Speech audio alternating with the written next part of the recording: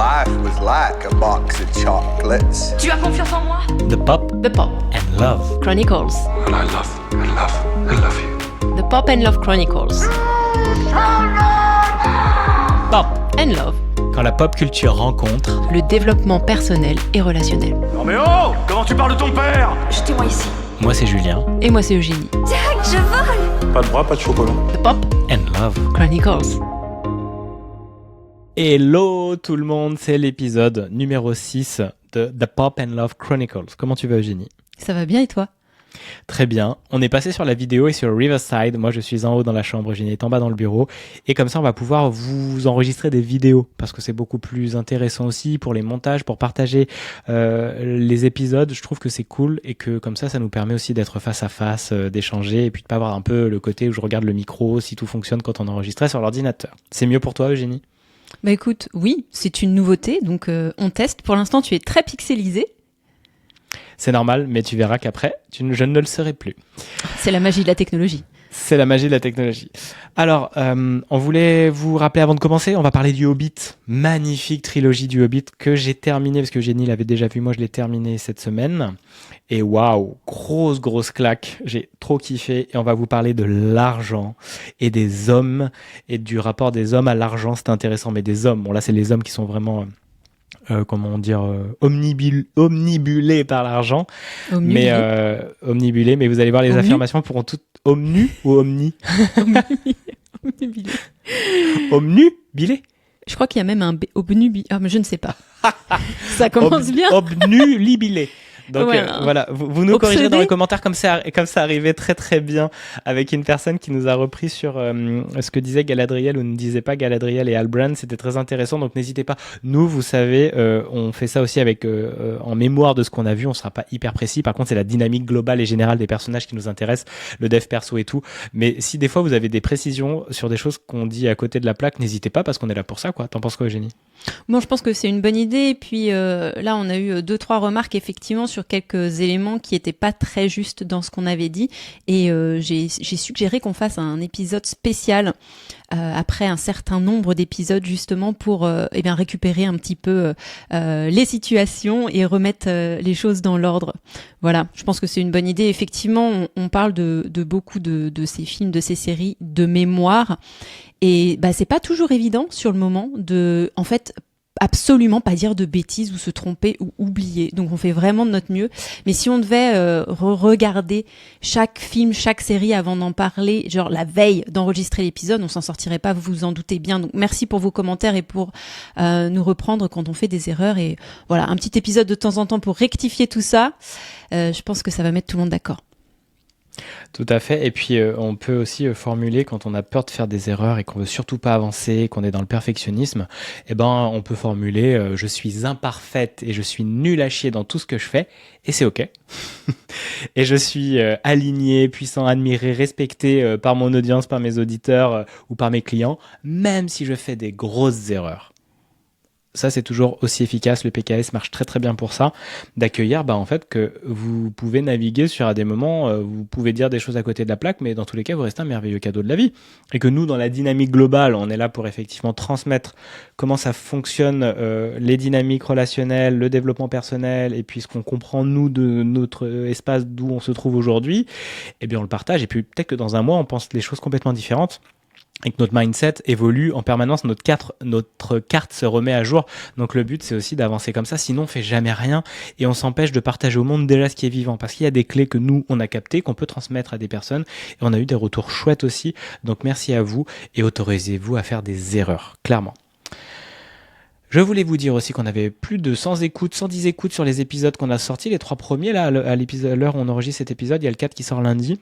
C'est vraiment cool, donc merci pour vous, il y a 13 abonnés sur Spotify, continuez aussi à nous suivre sur YouTube, sur Deezer, sur Apple Podcast aussi, et donc sur Spotify. Là on met de la vidéo, on va avancer, on continue, et puis franchement merci beaucoup, donc ça nous fait chaud au cœur, continuez à nous suivre et à partager ce qu'on fait. Petit mot Eugénie avant qu'on avance. Non, mais c'est super chouette. Effectivement, on fait ça pour le plaisir et d'avoir des retours positifs, négatifs. Sont des retours malgré tout. Ça permet de contribuer à la plus grande conversation.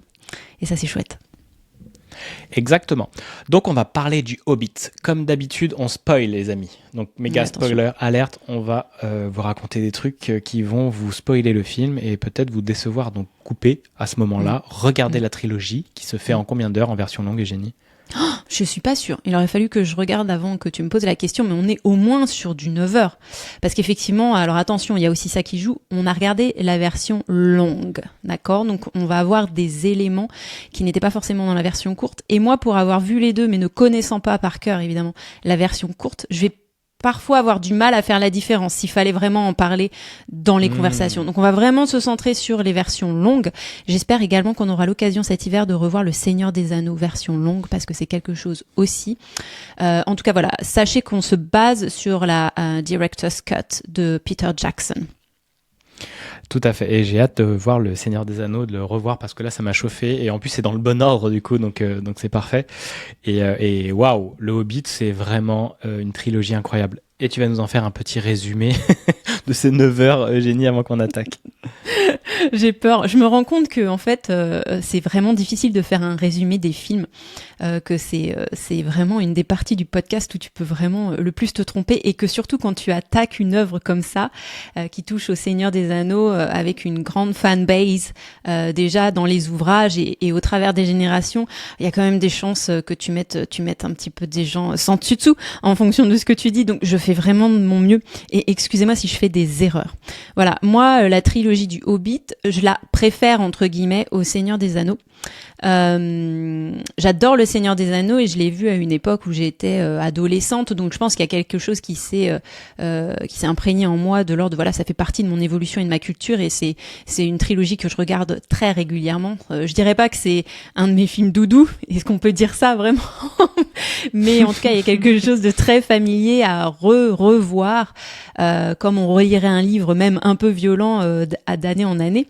Le Hobbit est arrivé effectivement plus tard, il a été réalisé et est passé au cinéma plus tard, mais je sais pas, ça m'a fait un effet. Je trouve que la trilogie du Hobbit a quelque chose de encore plus ancestral, encore plus brut, encore plus brutal.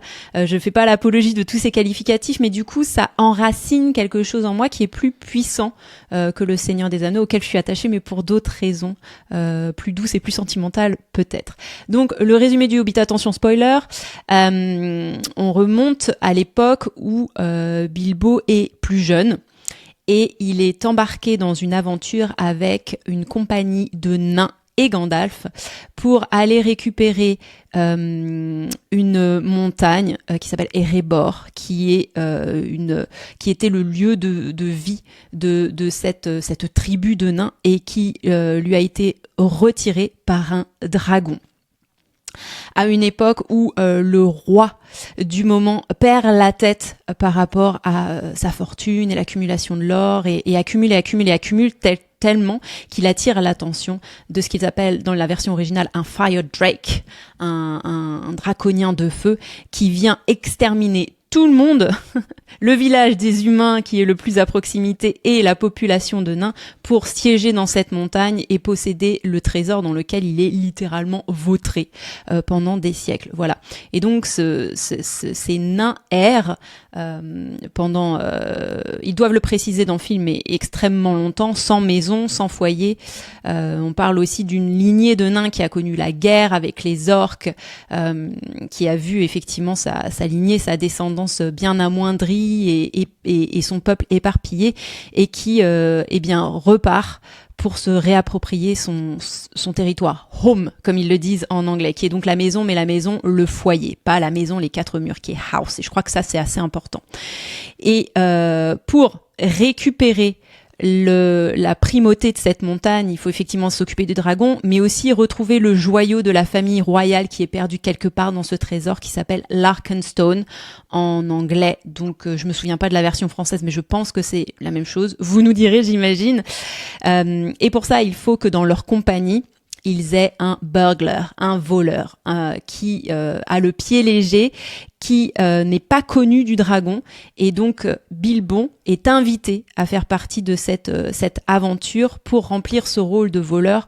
Dans un monde idéal, il voyage avec les nains jusqu'à la montagne, rentre dans la pièce au trésor, on va dire, où sommeille le dragon, et de ses pieds légers et avec cette odeur que le dragon ne peut pas identifier, puisque le dragon est très habitué à l'odeur des nains, mais pas du tout des hobbits, il serait là pour reprendre la pierre et restaurer donc la royauté, le pouvoir à la famille royale des nains.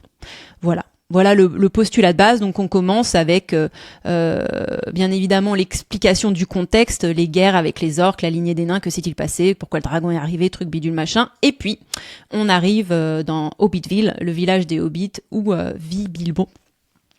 Et Gandalf passe par là, inscrit un sigle magique sur sa porte, et c'est le signe de ralliement pour la première réunion des nains avant l'envolée vers l'aventure tous ensemble. Voilà.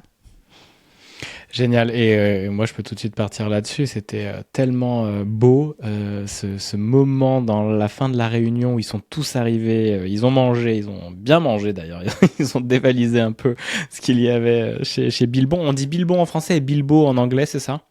Oui, je crois. Oui, je me suis un peu emmêlé les crayons. En même temps que je le disais, je me disais, oh là là, Eugénie, tu ne sais même pas prononcer le nom du personnage principal. C'est Bilbo, oui. Bilbo en anglais et Bilbon en français. Ouais, je m'en souviens quand j'avais lu Le Seigneur des Anneaux, c'était effectivement Bilbon.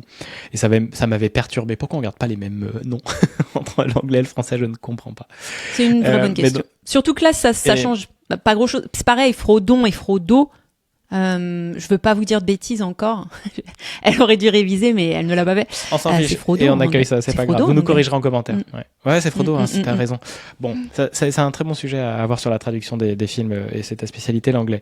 Moi, j'ai beaucoup aimé à ce moment où ils sont tous en train d'être dans un cercle d'hommes. En fait, j'aime beaucoup l'idée déjà du Hobbit, de cette trilogie, c'est parce que c'est vraiment autour de la fraternité masculine, de guerriers, d'hommes qui se soutiennent. Évidemment, il y a des femmes aussi guerrières, mais on est quand même vraiment autour du masculin qui se soutient, qui se relie, et les nains sont très très tout le long des 9 heures en soutien les uns des autres. Il y a une fraternité tellement fidèle, loyale avec leur roi, jusqu'à des moments où en fait ils auront envie de faire autre chose et je sais pas, d'aller contre le roi, mais ils le respectent encore. Ils sont tout le temps en loyauté et fidèles. Je trouve ça très très fort et très très beau.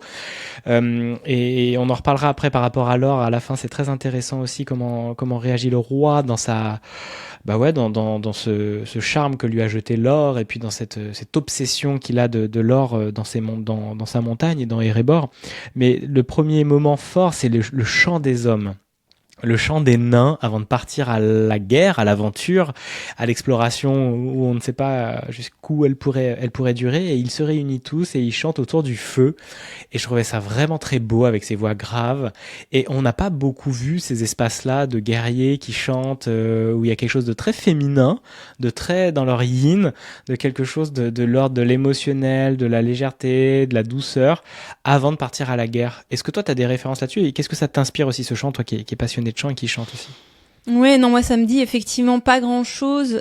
C'est moi aussi, comme toi, ça m'avait marqué la première fois que je l'ai vu. Effectivement, je t'ai vu réagir quand ils se mettent à chanter à la fin de cette séquence où ils arrivent chez Bilbon qui a une maison bien rangée, avec un cellier plein d'abondance, et c'est le boxon.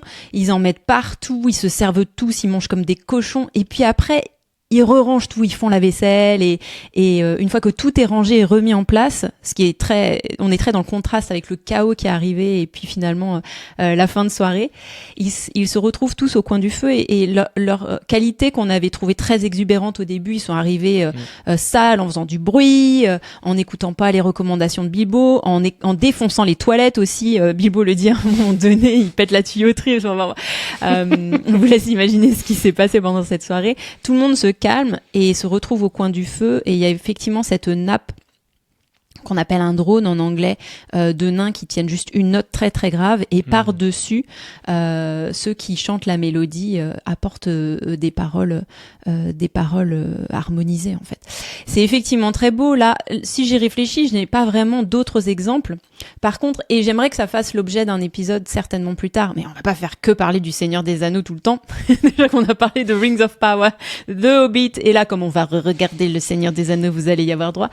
Je pense que ce sera intéressant intéressant de faire un épisode sur le chant dans Le Seigneur des Anneaux et notamment les hommes qui chantent dans Le Seigneur des Anneaux. Alors vous comprendrez que j'englobe Le Seigneur des Anneaux et le Hobbit parce que effectivement dans Le Seigneur des Anneaux on a Aragorn qui chante. Alors encore une fois moi je connais les versions longues et je crois qu'elle n'est donc pas dans la version courte cet épisode. Cet épisode.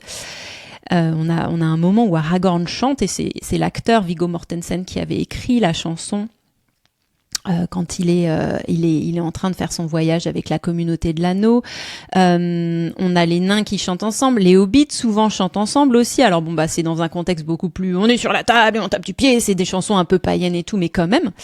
Et c'est vrai qu'on s'est fait la remarque que dans les 2 trilogies, il y a vraiment du matos en termes de les hommes se réunissent pour chanter, ce qui finalement est assez féminin et que on voit assez peu. Alors encore une fois, si vous avez des exemples, donnez-les-nous. Peut-être même qu'on les connaît et qu'on n'y pense pas là, mais le condensé, c'est pareil. C'est Pipin, je crois, dans le Retour du roi, qui se met au service du régent de Minas Tirith et ce régent lui demande de lui chanter une chanson pendant qu'il mange. On voit vraiment beaucoup de masculin dans la pratique du chant.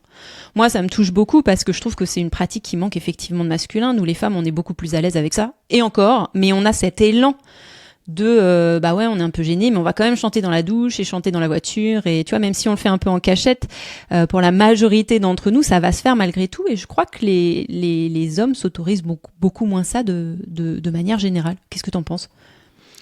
C'est très juste et à part en même temps dans mes souvenirs de jeunesse ça chantait beaucoup autour de l'alcool ou autre mais après effectivement on est plus sur quelque chose de plus graveleux et de chansons plus paillardes des campagnes mais il y a l'idée de l'unité que crée le chant commun et de se relier avant un combat, avant une quête, quel meilleur moyen que de faire un beau chant profond qui mélange les vibrations sonores de chacun des participants à la quête.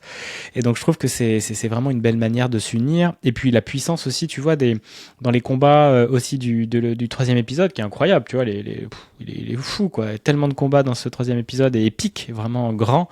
Et on voit la puissance aussi pas des chants, mais on va voir des sons qui annoncent l'arrivée des orques ou quand t'as vraiment, tu vois, c'est le son qui porte à la guerre aussi, à l'énergie, qui crée de l'élan, qui crée de l'enthousiasme et de la motivation. Et bien là, il y a quelque chose de plus grave, de moins guerrier, de plus fraternel. Il y a de l'amour et c'est un chant grave, profond, et ça vient relier l'ensemble de la fraternité qui va partir en quête de récupérer Erebor. Et j'aime bien parce que ça met l'accent à fond sur les nains aussi, la trilogie du Hobbit, et on découvre vraiment ces hommes-là tout au long de ces 9 heures et de ces variations et de ces manières dont ils sont soudés, du jeu, de la guerre et puis de leur univers. Et de leur histoire. Et quand tu parlais de home, effectivement, de la maison, il dit un truc à un moment. Est-ce que tu t'en souviens quand il en parle avec Bilbo, justement, du fait que lui voudrait retourner à la maison et planter le gland, là, tu sais, qu'il avait. C'est à la fin gardé. C'est le dernier truc qu'il lui dit ou pas ? Je crois, ouais. Sur la valeur de la maison. Il est en train quand il pète un peu, voilà, sur la valeur de la maison, il pète un peu un câble à se dire tiens, c'est quoi que t'as dans ta poche, et il lui sort justement un gland qu'il avait récupéré. Tu sais. Ah oui, effectivement, toute la problématique du film, c'est de retrouver la maison. Et ça commence par, si on en fait une analyse un peu primaire, ça commence par Bilbon, qui est l'incarnation de l'être casanier. Le simple fait d'avoir des gens chez lui, c'est non. Qui lui dérange, qui utilise la vaisselle de sa mère, c'est non. Qui se servent de ce qu'il y a dans le cellier, c'est non. Et en fait, il va signer un contrat pour partir à l'aventure, pour déjà quitter sa maison, quitter ses habitudes. Et puis, jusqu'à ce moment où, sur la route, on le voit pas faire, hein. Mais il ramasse un gland qu'il met dans sa poche parce qu'il veut rentrer chez lui un jour, évidemment, et pouvoir planter ce gland. Donc, il y a aussi cette problématique les nains, eux, n'ont plus leur foyer. Et ils vont à la quête de ça, et c'est ça qui les lie à Bilbo. On dirait que tout les oppose, alors qu'en fait Bilbo comprend très bien.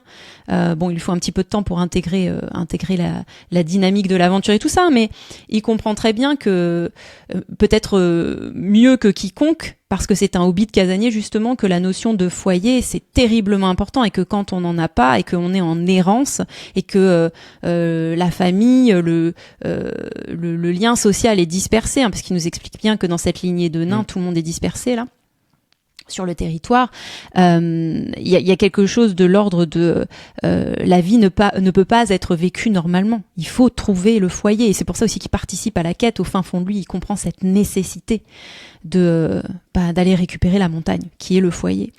Et tu disais quelque chose d'intéressant par rapport à la musique. Je rebondis là-dessus. Effectivement, par exemple, si on compare souvent le chant au masculin, entre guillemets, c'est le chant guerrier, mais en fait c'est le chant d'action. Je te prends l'exemple des sea shanties, qui sont les chants de marins. Sont pas juste des chants qu'on chantait sur les bateaux parce que on était perdu au milieu de la mer et on s'ennuyait, fallait bien chanter. Sont aussi des gens pour se mettre à la tâche, un peu comme un oh oui.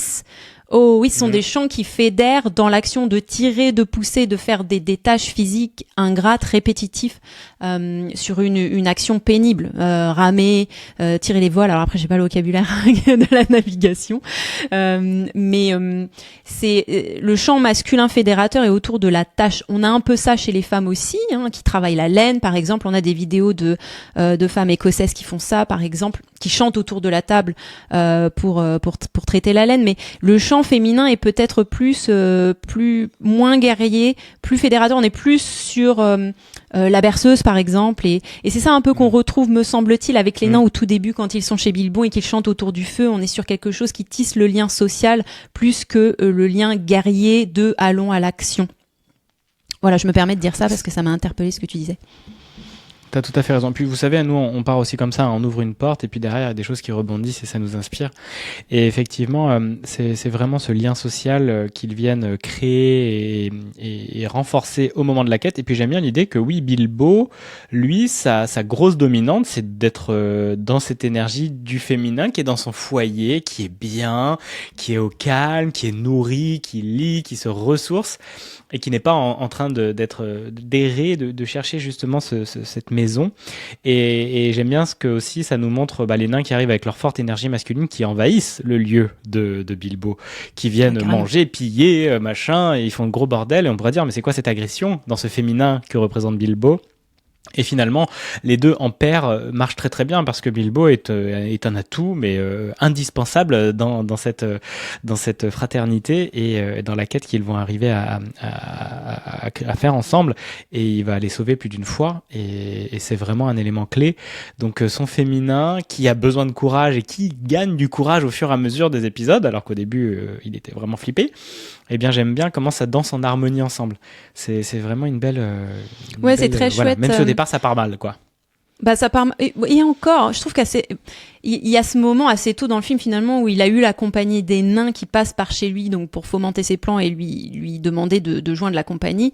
Il dit non, il veut pas signer le contrat et finalement tout le monde dort chez Bilbo et le lendemain matin quand Bilbo se réveille, il y a plus personne et c'est le silence et en fait ça rend c'est à ce moment-là que ça rentre en résonance. C'est-à-dire que personne ne va le surconvaincre qu'il faut qu'il participe à cette aventure parce que truc et machin, il va avoir ils ont pas vraiment d'argument, en tout cas qui peut convaincre Bilbo. L'argument qui convainc Bilbo, c'est le lendemain matin, quand il y a plus personne à la maison, après avoir eu cette soirée, qui est venue résonner avec plein de trucs qui lui appartiennent et qui ne nous sont pas montrés, évidemment. On pourrait analyser, avec des si on mettrait Paris en bouteille, mais il y a plus rien. Que le vide est le commun de tous les jours de sa vie et il se rend compte que mais en fait cette aventure il faut la faire parce que dans ce commun il y a du vide maintenant et que ce serait bien de connecter avec quelque chose de différent et là il réfléchit pas alors évidemment il y a les ellipses temporelles, il coupe avec le montage et voilà, il se réveille, il y a pas de bruit, il y a les petits oiseaux, c'est tout vide, c'est tout propre, c'est rangé, bam, il signe le contrat et il part tout de suite, il leur court après quoi. Et dans le contraste justement d'une vie où il y a absolument pas de masculin qui envahit, puis d'un coup t'as une dizaine d'hommes là qui arrivent, qui envahissent, qui font un bordel monstre, mais tu te dis ouais mais c'est quoi ce bordel, et que finalement c'est quand même excitant et puis ça réveille dans ses instincts le masculin qu'il y a en lui aussi, le guerrier qui est réveillé par la présence de tous ces hommes qui sont partis en plus sans forcer effectivement, en lui laissant le champ de son action libre qui part de lui. Et bien avec le contraste je connais parfaitement ce que c'est que la maison tranquille, je crois que là j'ai envie d'aller goûter à l'aventure, au masculin, à l'imprévu, au risque, et c'est le chemin du héros, c'est que quelque chose arrive dans sa vie toute normale et d'un coup c'est parti, on part à l'aventure et c'est le retour à la maison qui est le plus intéressant parce que il revient au même endroit. Alors il a bougé parce qu'on voit qu'à la fin effectivement tout le monde est en train de le piller chez lui parce que les gars ils pensaient qu'il était mort, ça faisait 13 mois ou je sais plus quoi qui était pas, ils disent 13 mois revenu. ouais, ils disent 13 mois. Et en fait, c'est qu'il revient, mais complètement transformé. Il est exactement au même endroit, mais après ce qu'il a vécu, ce n'est plus du tout la même personne. Et c'est ça le chemin Gandalf du lui héros, dit. il revient. Ouais, Gandalf lui dit d'ailleurs, hein, sur le contrat, il y a des clauses très dures. Hein, on ne vous assure pas contre l'incinération, contre les lacérations, contre tout des. C'est-à-dire que dans la théorie de l'inconnu, on ne lui dit pas ce qui va lui arriver, mais en tout cas, on le met quand même en garde. Personne n'est responsable du fait que tu vas mourir d'atroces souffrances. Ça fait partie des termes du contrat. Et il demande à Gandalf, est-ce que tu peux me garantir que je vais rentrer? Et Gandalf lui répond dans la version anglaise, encore une fois. Hein, donc, faut voir avec la version française, mais je pense que c'est la même chose.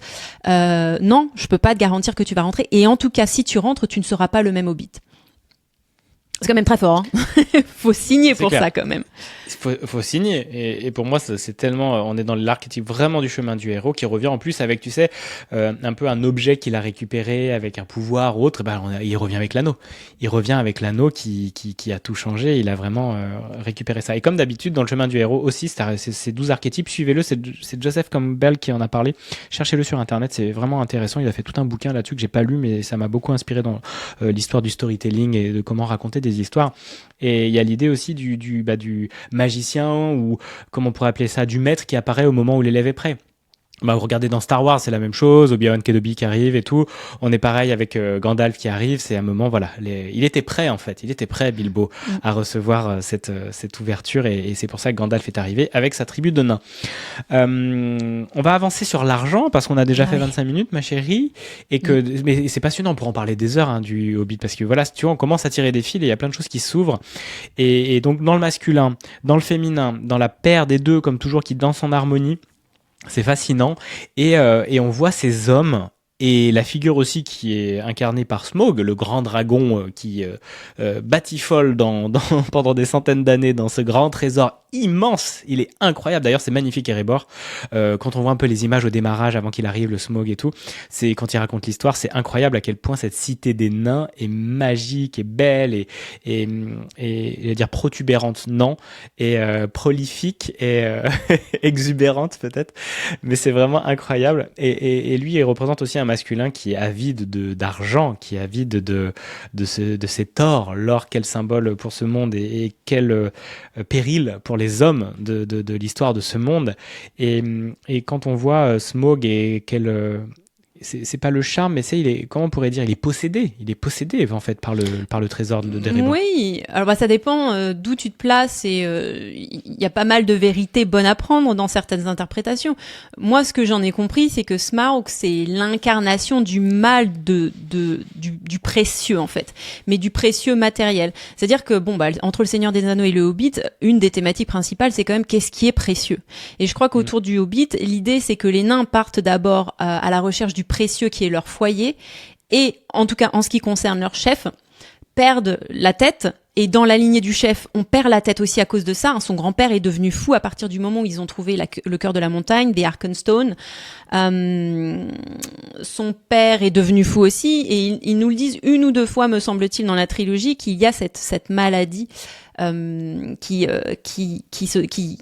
passe de génération en génération par rapport à l'avidité en fait, et que ça les ronge. Et je trouve que le dragon, au-delà du fait que c'est un dragon et qu'il existe pour de vrai dans la trilogie et tout ça, c'est quand même une super analogie avec le mal draconien qui est plein de feu, qui est plein de rage, qui veut protéger son territoire, qui n'autorise personne à proximité, qui ne peut pas vivre en paix, et puis il y a quelque chose d'intéressant dans le fait que ce dragon, une fois qu'il a son or, il s'endort en dessous. Il en fait rien. Il arrête de vivre en fait, il se met en hibernation. C'est donc à se demander quel était le but vraiment de posséder cet or. Enfin, je sais pas, il s'achète pas des barbes à papa avec le trésor des nains. Enfin, tu vois, il y a quelque chose d'absurde pour nous qui voyons ça de l'extérieur. Alors, peut-être que c'est expliqué dans le livre, et peut-être que d'une certaine manière c'est expliqué dans le film et que ça m'a échappé personnellement, mais c'est vraiment une maladie qui n'obéit pas aux règles des hommes. On le veut, et une fois qu'on l'a, ça nous rend fou. Et c'est tout, parce qu'on n'en fait rien en fait. Et qu'est-ce qu'on projette sur cet or ? Et c'est vraiment de toute façon, même s'il en faisait quelque chose, c'est tellement abondant et infini qu'il pourrait jamais l'épuiser, ce trésor-là, dans la vie qu'il a et même dans les centaines d'années qu'il peut vivre, j'imagine, ce dragon. Et ce qui est intéressant, c'est qu'est-ce qu'il projette là-dessus. Lui, il se reconnaît comme le mal, comme l'apporteur de mort, à un moment quand il revole au-dessus de la cité là pour les tuer une deuxième fois. Vraiment, il jouit, il jubile de ça. Et moi, je te disais ça, c'est l'idée il projette sur l'or et pour moi, c'est son estime, c'est sa valeur, c'est son existence qui montre qu'il est puissant, qui montre qu'il est unique et que c'est sa plus grande blessure à lui.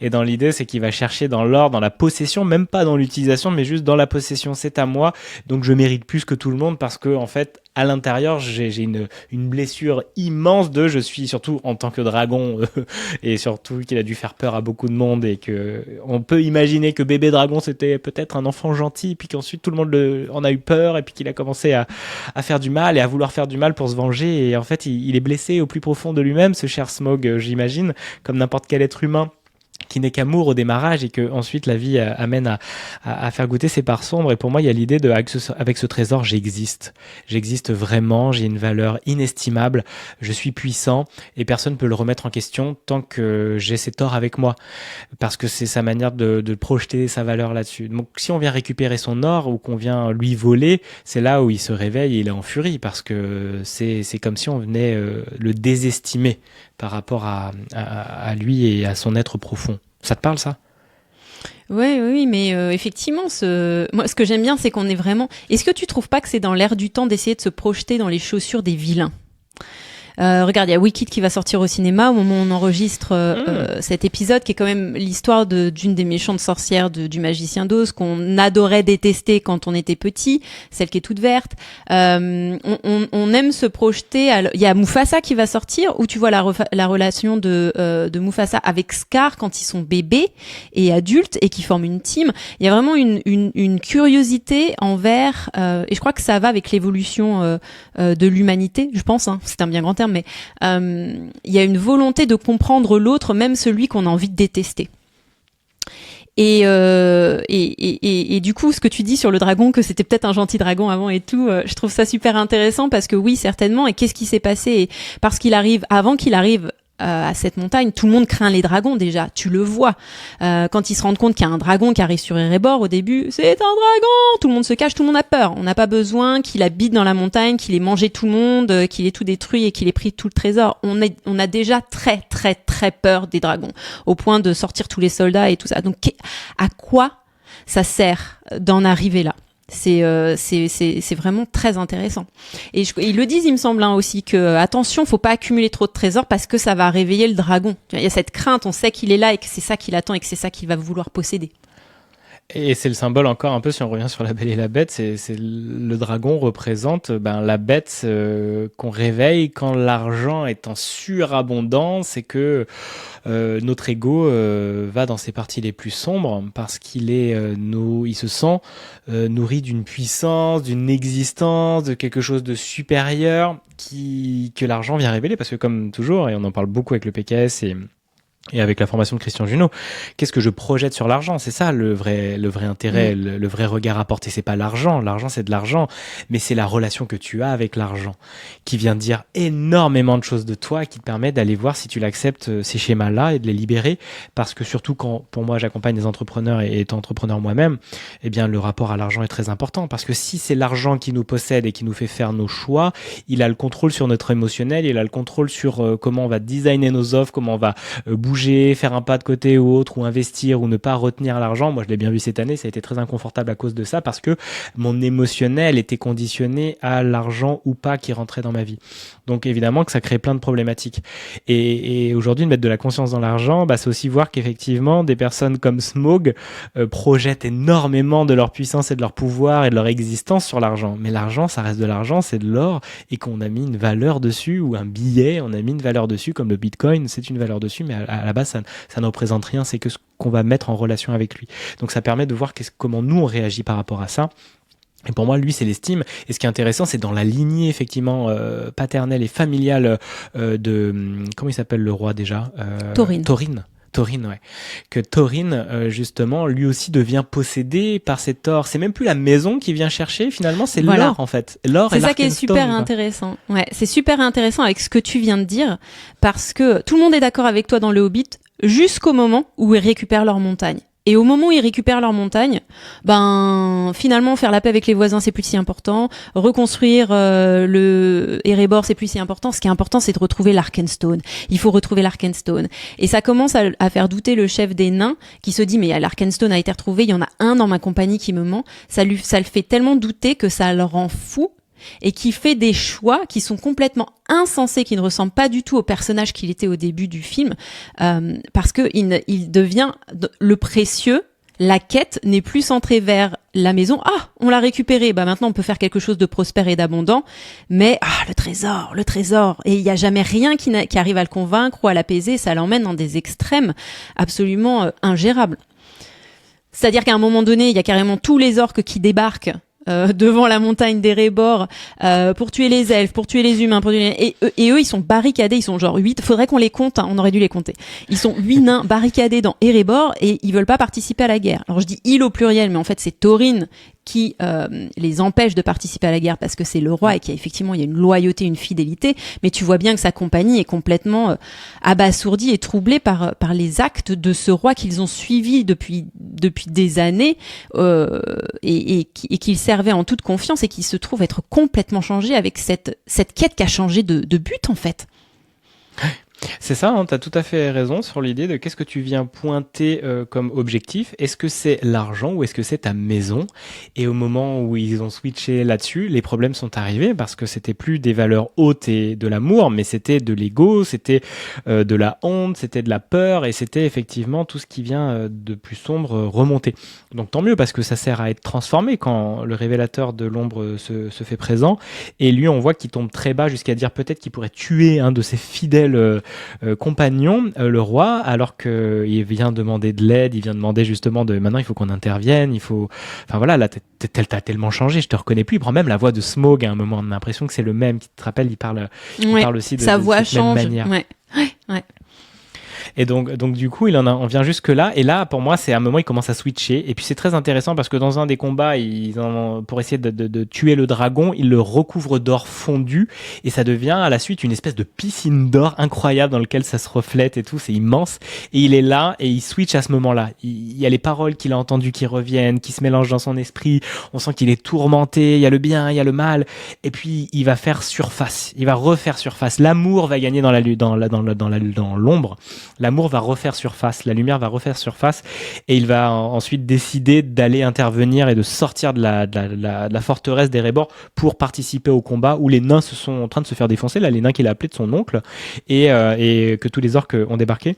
Et c'est vraiment dans cette grande tourmente face au miroir de lui-même que l'or représente. T'as vu, en fait, c'est très miroir aussi quand j'y repense par rapport à cette grande patinoire d'or là. Et bien du coup, il vient choisir la lumière, il vient choisir l'amour. Et il se reconnecte à ses valeurs les plus hautes, mais il a eu un combat à faire avec lui-même que l'or lui a révélé, quoi.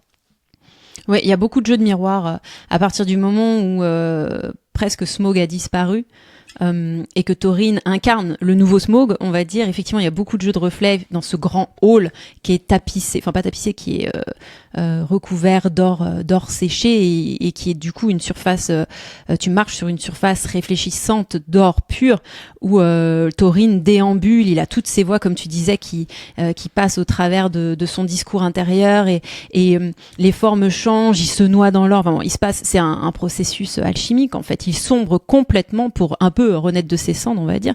Et il y a aussi le jeu de miroir avec Azog, le chef des orques qui est son ennemi ultime, qui était censé avoir disparu, être mort, on l'a jamais vu mourir, mais bon voilà au début, et puis finalement on se rend compte que il est toujours vivant. Oui, du coup un peu comme le mal qui a le potentiel de ronger Thorin. Et qu'est-ce qui se passe à la fin?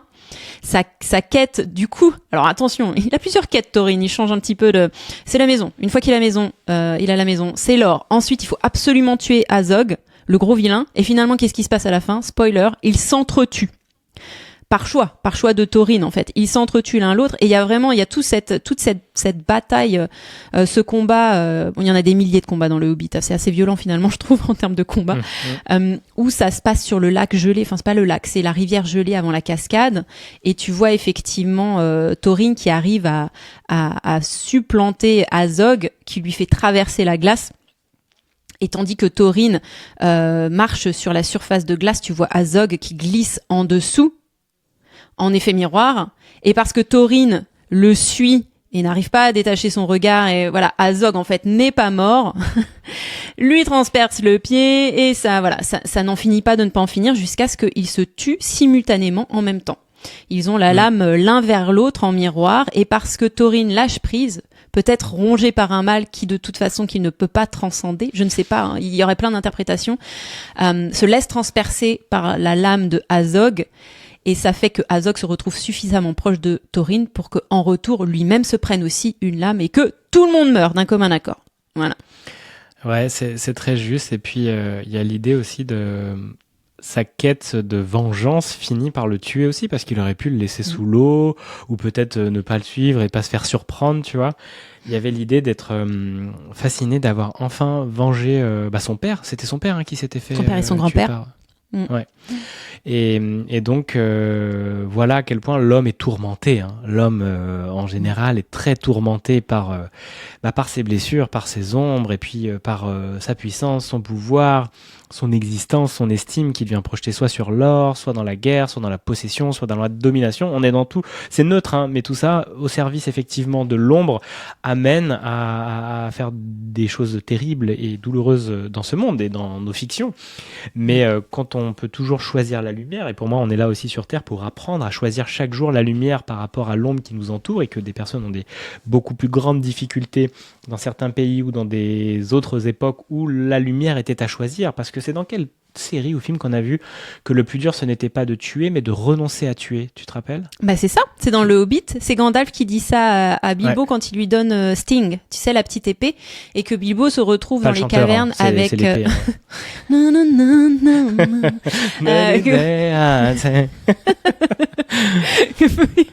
que Bilbo se retrouve dans les tunnels avec Gollum, et qu'il a le choix à un moment donné. Il a déjà l'anneau, il a le choix de tuer Gollum dans l'invisible, il est invisible à ce moment-là, ou de l'épargner, et il choisit de l'épargner.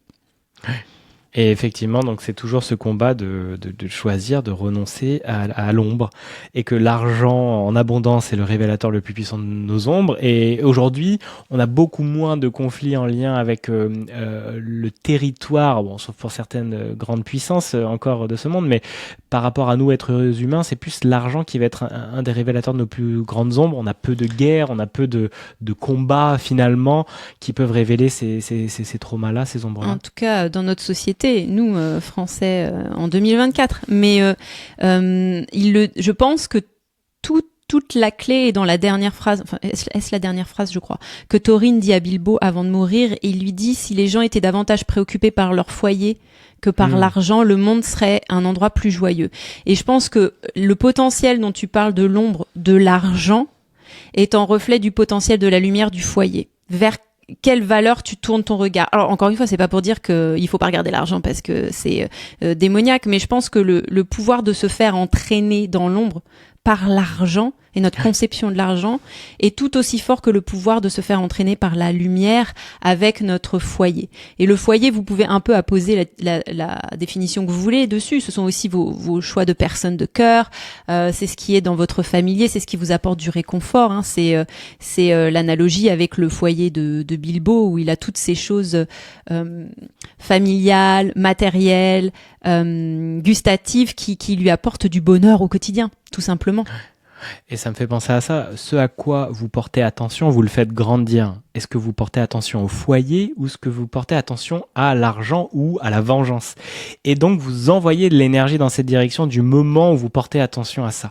Donc, regardez dans vos vies à quoi vous portez attention. Si vous portez attention aux critiques, vous faites grandir les critiques. Vous envoyez de l'énergie aux critiques qui vous répondent sur Insta ou je ne sais quoi, si vous développez du business en ligne comme moi. Ou alors, vous le portez sur l'argent. Dans ce cas, l'argent commence à vous créer des hauts, des bas, et ça fout le bordel. bordel. Et c'est des révélateurs, on peut s'en libérer. Et on va faire quelques phrases justement pour terminer l'épisode. Mais moi, j'ai vu dans la dynamique où je suis rentré en relation avec Eugénie, j'ai choisi la famille et le foyer plutôt que l'argent. Et en fait, et le développement du business, parce que c'était genre l'idée, vas-y, je veux faire un business millionnaire, ben je me mets pas en couple, ou en tout cas je vais habiter à distance parce que c'était pas l'espace pour. Et comme j'ai choisi la famille qui était pour moi le plus important, je vois à quel point le foyer, ce que ça m'apporte, le repos, le confort, remet justement de la clarté sur ma gestion de l'argent, remet de la clarté sur la gestion de mon business, de mon temps, de mes offres, parce que j'ai décidé de ne plus regarder l'argent qui m'empêchait de voir les fondations pas du tout solides que j'avais créées, qui me permettaient pas finalement d'attirer à la hauteur de ce que je voulais faire, et que la priorité c'était de regarder le foyer, c'est-à-dire regarder à l'intérieur de moi-même. Donc c'est hyper important ce à quoi vous dédiez votre attention, comment vous le positionnez, vous le décidez, et que ça change toute la dynamique. On l'a vu, ils cherchent le foyer, ils arrivent jusqu'au foyer, c'est Erebor. Mais là, dans Erebor, maintenant le focus est devenu sur l'argent. Et donc du coup ça crée plein d'autres problématiques, et puis ensuite on voit qu'il finit sur la revanche, mais qui a toujours été là quand même, la revanche par rapport à cette grande blessure avec Azog. Je crois que oui, ça le rongeait le plus profondément, quoi. Ouais, ça commence vraiment avec ça, mais encore une fois, c'est une conversation. Il s'agit pas de dire regardez pas l'argent, regardez plutôt le foyer.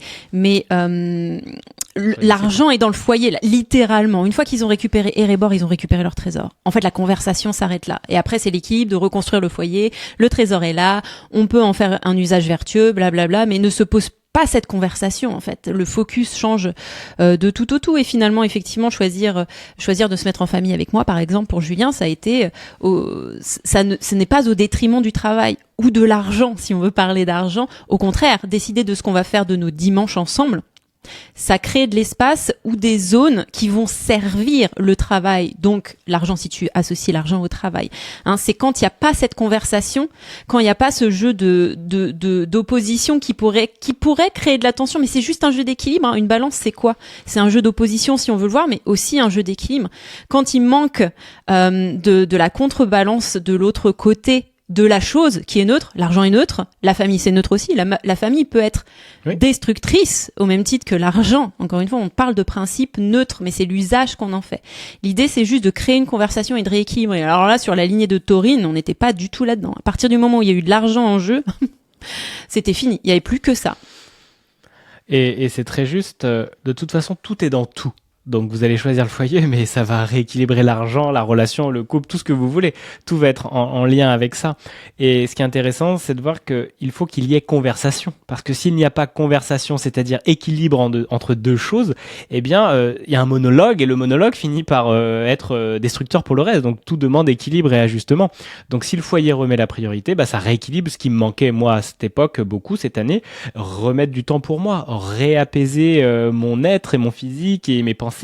Et donc c'était cette balance qui était importante, dont le foyer et l'argent m'a amené finalement dans une conversation monologique, non, ou d'un monologue en tout cas. Allez. On invente le mot. Mettez vos commentaires. Monologique, voilà, dans la même direction. Est-ce qu'on fait rentrer ce mot dans le dictionnaire ou pas? 2025, oui, 2026. On va faire un vote.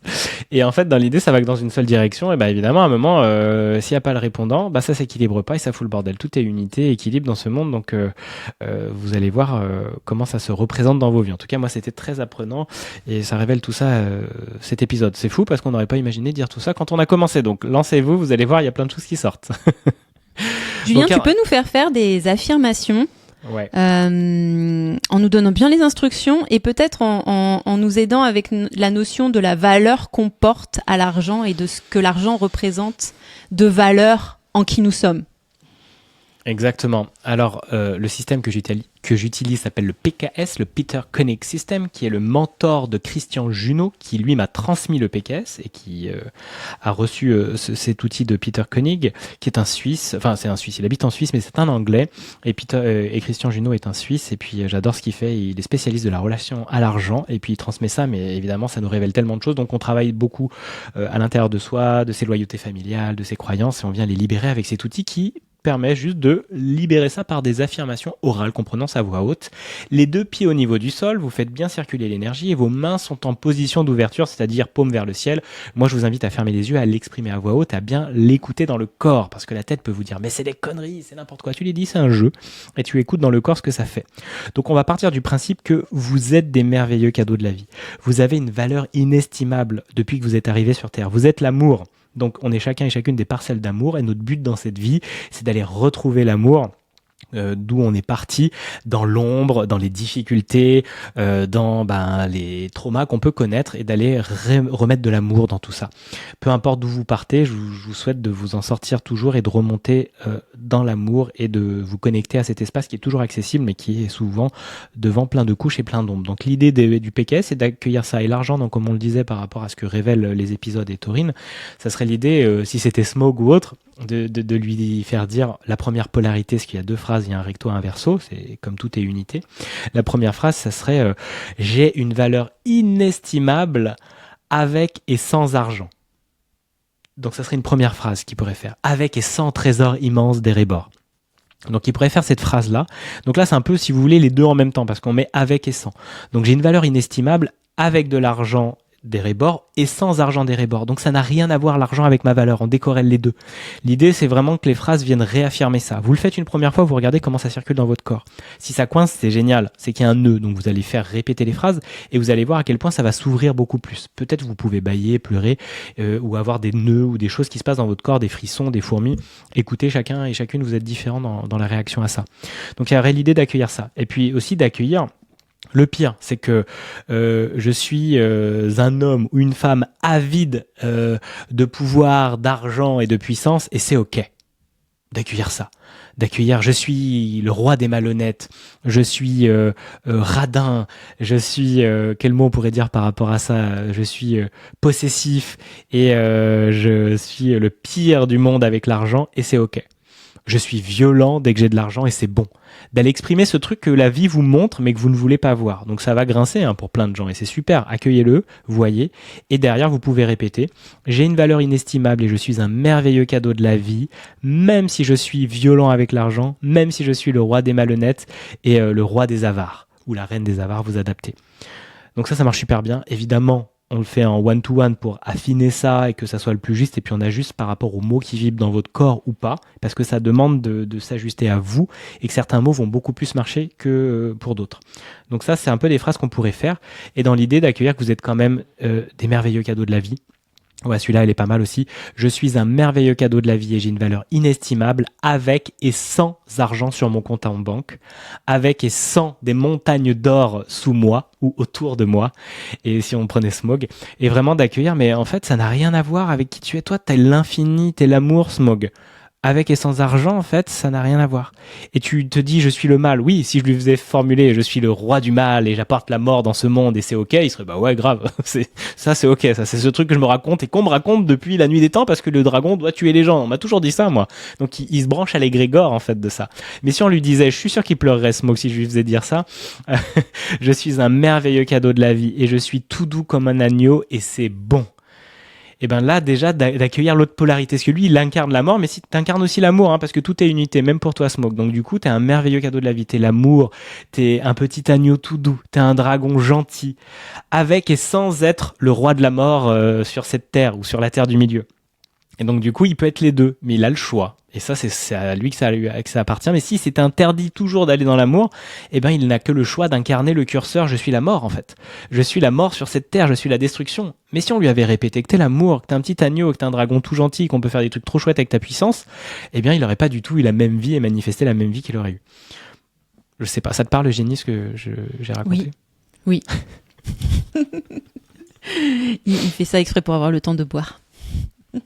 C'est ça.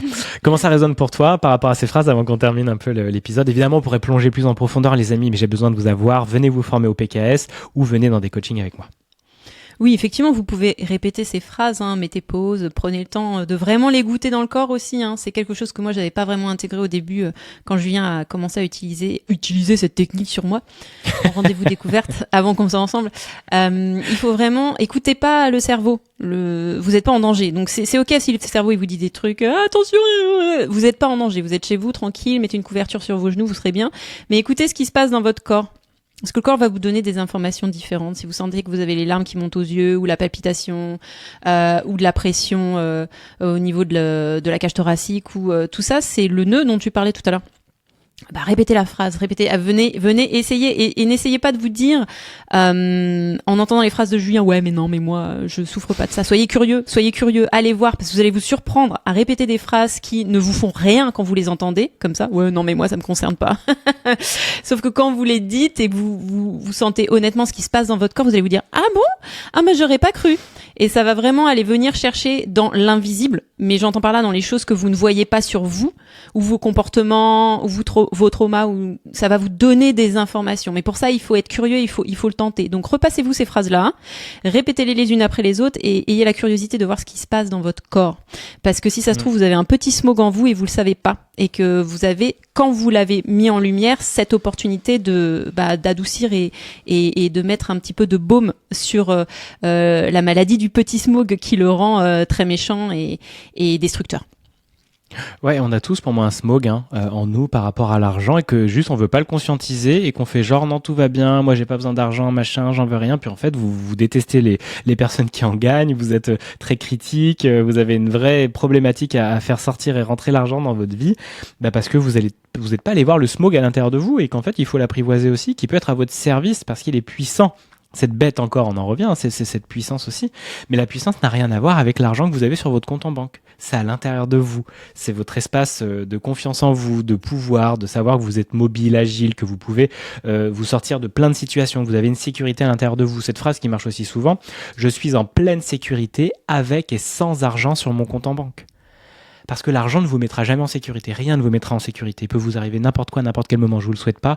Mais la sécurité n'existe pas. La sécurité absolue. Par contre, de savoir qu'à l'intérieur de vous, vous êtes en sécurité, en lien avec vous-même, dans des situations difficiles, en lien avec l'argent ou la relation ou le voyage ou je ne sais quoi, vous savez que vous pouvez vous faire confiance, rebondir, écouter la guidance, écouter qu'il faut aller voir cette personne, faut partir. Là, c'est le bon moment. Non, celle-ci, tu vas surtout pas la voir. Ça crée de la sécurité à l'intérieur de vous parce que vous savez que vous êtes guidé par plus grand. Si vous acceptez ce paradigme-là en tout cas. Donc autour de l'argent, il y aurait vraiment plein de choses encore à dire. Évidemment, c'est un vrai sujet passionnant, donc on en reparle ensemble si vous avez envie. Il y a toutes les infos dans la description. Et j'avais envie de terminer sur un truc, je sais plus ce que c'était ma chérie. Je sais plus. Bon, c'est que ça devait partir.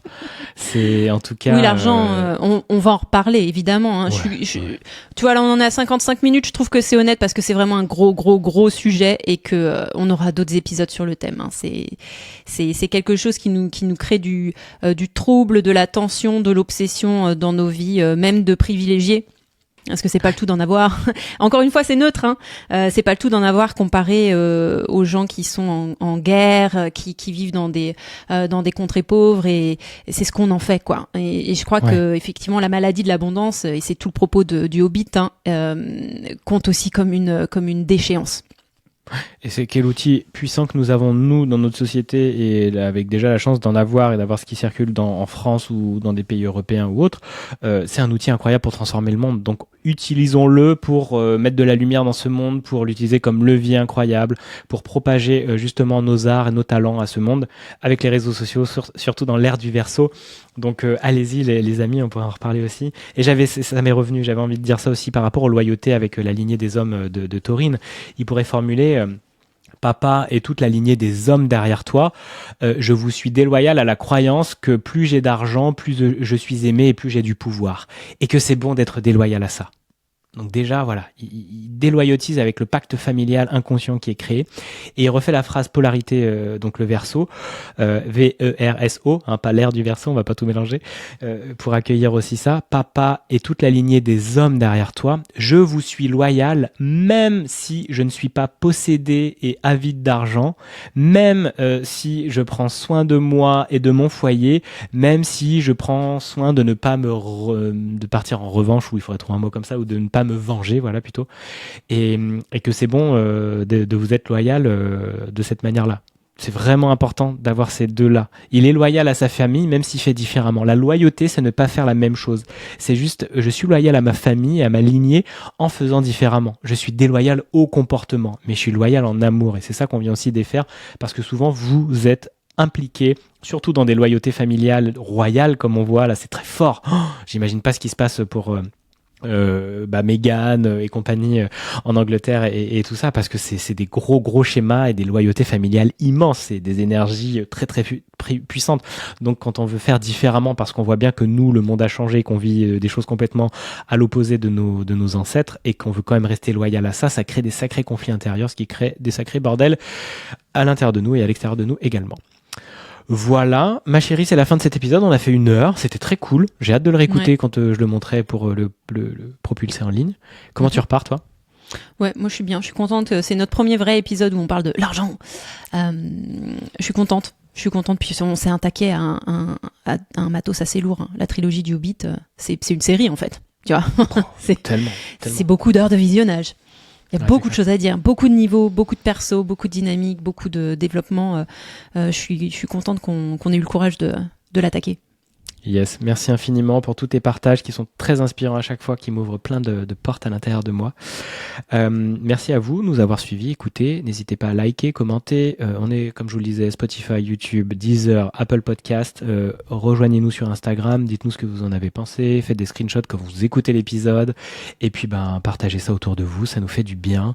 Et puis, même s'il y a plein de trucs à redire, n'hésitez pas, les commentaires sont là pour ça. Puis on fera des phrases si ça vient nous gratter.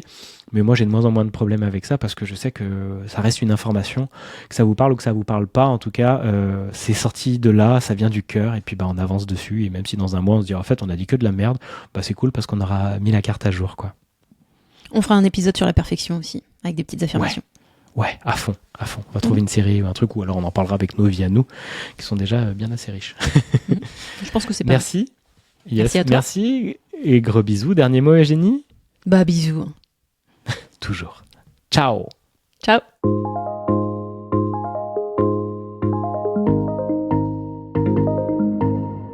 Ma petite Amélie, vous n'avez pas des os en verre. Vous pouvez vous cogner à la vie. Si vous laissez passer cette chance, alors avec le temps, c'est votre cœur qui va devenir aussi sec et cassant que mon squelette. Alors, allez-y, nom d'un chien.